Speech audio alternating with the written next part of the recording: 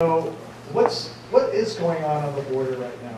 What's really happening? I mean, we know what we see in the news. We know what we hear secondhand. But what's really going on?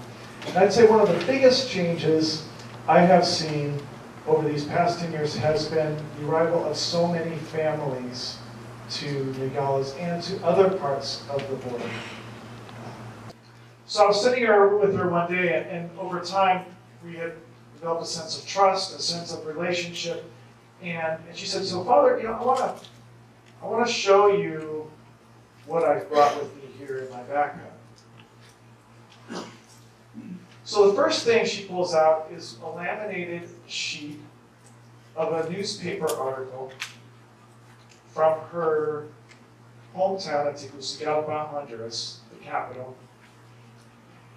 And it's an article documenting and reporting on her mother's murder at the hands of gang members in Honduras.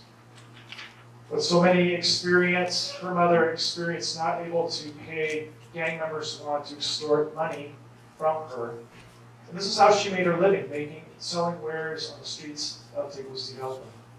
She couldn't pay anymore, and they took her life in broad daylight. And so I read this article describing her mother's death. Then she pulls out another laminated sheet.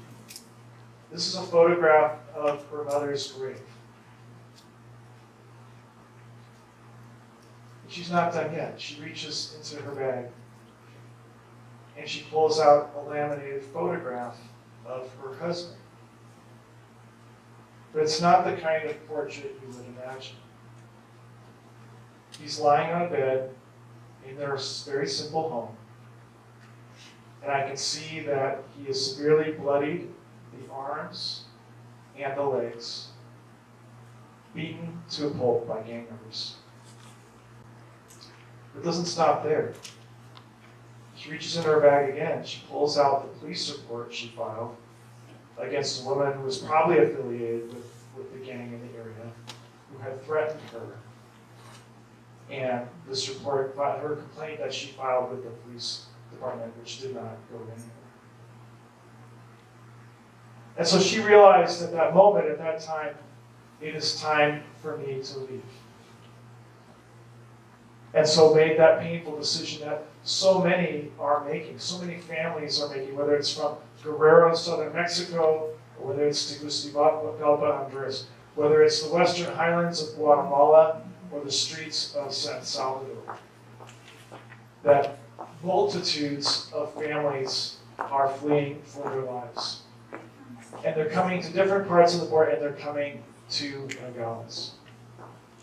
And so we as the Keno Border Initiative are there to accompany and support these families in the most difficult moments of their lives, providing 2 meals a day, clothing, pastoral support, with the help of volunteers, phone calls, check cashing, first aid, documentation of abuses, a whole variety of services.